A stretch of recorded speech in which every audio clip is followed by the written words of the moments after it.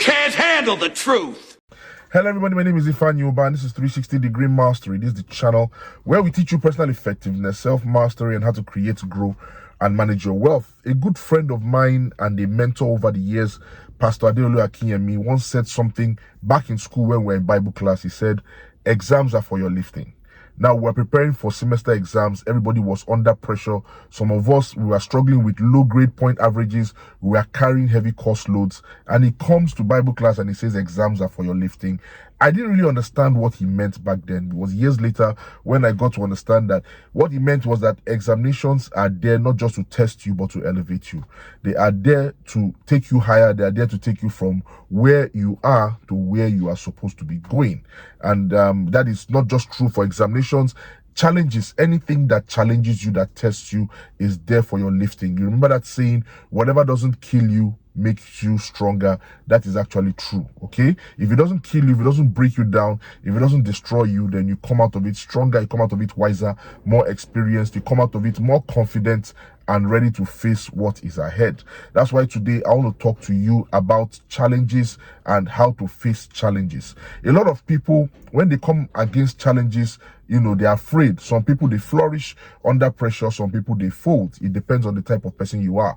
If you're the type of person that when you face challenges, then, you begin to agitate, you become nervous, you lose your sense of balance.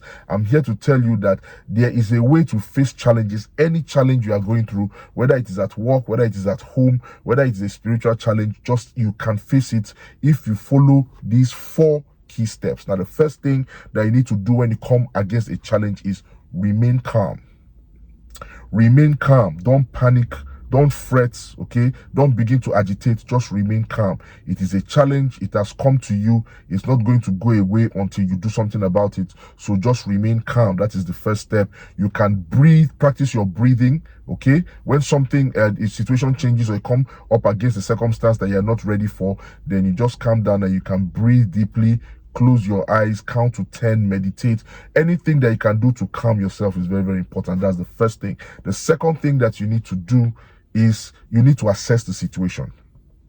Assessing the situation could mean repeating the nature of the problem to yourself just so that you can understand it better, or it could mean playing that game that I called worst case scenario, where you tell yourself, okay, if this problem is not solved, what could go wrong? After that has gone wrong, what else could go wrong? But it's all an assessment of the situation. Assess the problem, assess the situation, assess the consequences of not solving that problem and the possible outcomes of solving that problem.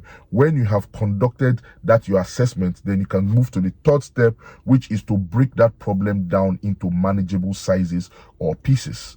Every problem can be broken down. You take one thing at a time, okay, and you face that thing. When you are finished with that thing, you move on to the next thing.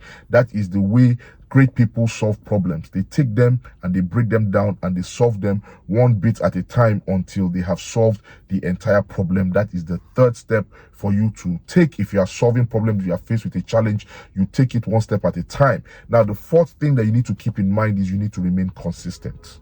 Remain consistent, okay, and you need to be dedicated to that, to that solution, to that process. Don't give up, don't give in, don't be discouraged. Remain focused on it, remain dedicated. Remember, you have broken the problem down into smaller pieces. When you finish one, even if the next one seems a bit more difficult, you stick at it, you face it, okay? You stick with it, and then when you have finished and you have solved the entire problem, you look back and you see how much you have grown and how much you have achieved. Remember what I said, when you are faced with a problem, the first thing you do is to remain calm. Don't panic. The second thing you do is you assess the situation.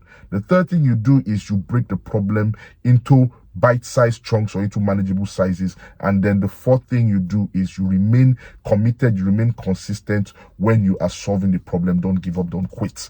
That is the approach to facing challenges. How do you see this video? If this video was helpful, please go ahead and click like.